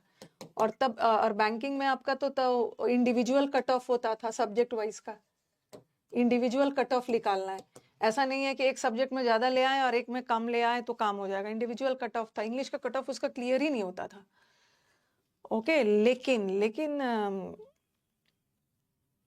लेकिन इस लड़की ने निकाला। और इस लड़की को मैंने एज अ एक्सपेरिमेंट लिया, मैंने भी इस पे बहुत मेहनत की। कभी कभी ना हम अपने स्टूडेंट्स को एक एक्सपेरिमेंट के तौर पे ले लेते थे। तब मैं ऑफलाइन पढ़ाती थी, क्लास के बाद उसके साथ बैठ बैठ के देखती थी कि उसका आंसर क्यों रॉन्ग हो जा रहा है। ठीक है, उसका आंसर क्यों रॉन्ग हो जा रहा है, ये क्या सोच के आंसर टिक कर रही है, और एग्जाम में डर तो नहीं जा रही है, क्लास में तो ठीक जवाब देती है, एग्जाम में। इसके साथ मैंने बहुत वर्क किया और इस लड़की से मैंने सीखा ना, कोई भी चीज इम्पॉसिबल नहीं है अगर आप जम के मेहनत करते हो। ऐसा नहीं है कि उसमें एक्सपर्ट बन जाओ, बट इतना तो हो जाएगा कि आपका जॉब हो जाएगा। वो पंजाब से थी, वो पंजाब में सारा सब्जेक्ट्स का कोचिंग कर ली थी। वो मुखर्जी नगर से इंग्लिश का कोचिंग लेने आई थी, बैंक का। वो इससे मैंने वही सीखा था, उसका नाम मैं भूल रही हूँ, 7-8 साल पहले की बात है। दिवाली के दिन सुबह सुबह, दिवाली के दिन सुबह सुबह उसका मैसेज आया था। बहुत रो रही थी कि मैम मेरा नहीं हुआ एसबीआई में। ठीक है, मेरा एसबीआई में नहीं हुआ। ऐसा उस समय एसबीआई का कुछ ऐसा एग्जाम था, एग्जाम का तो शेड्यूल चेंज होते रहता है, जैसे आईबीपीएस का तो अप्रैल में आ जाता है रिजल्ट। बहुत सुबह दिवाली के दिन इतना रोई, मेरा भी मन खराब हो गया। फिर मैंने बोला कि आपके लिए भगवान ने आईबीपीएस रखा है, बस आप लग जाओ, और निकाल लिया। इतना रोना धोना कभी कभी आप लोग फोन पे करते हो ना, कि मैं भी दुखी हो जाती हूँ।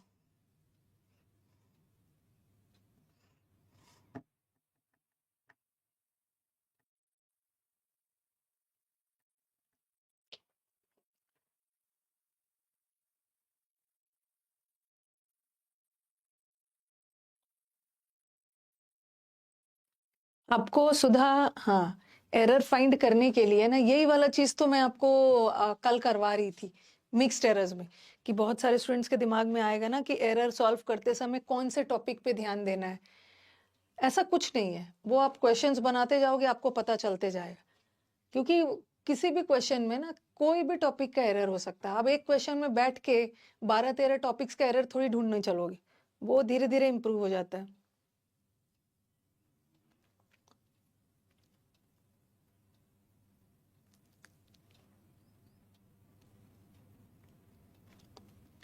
हो जाएगा, इम्प्रूव हो जाएगा। बस आपको अगर अंदर से मन है तभी इम्प्रूव होगा, नहीं तो आपका इम्प्रूवमेंट किसी टीचर के हाथ में नहीं है, आप ही के हाथ में।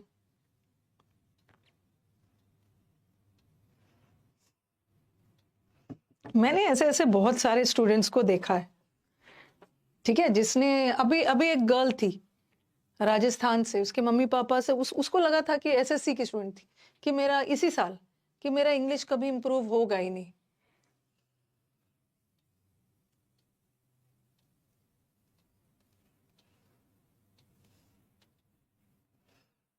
तो यहीं तक रखते हैं, ठीक है।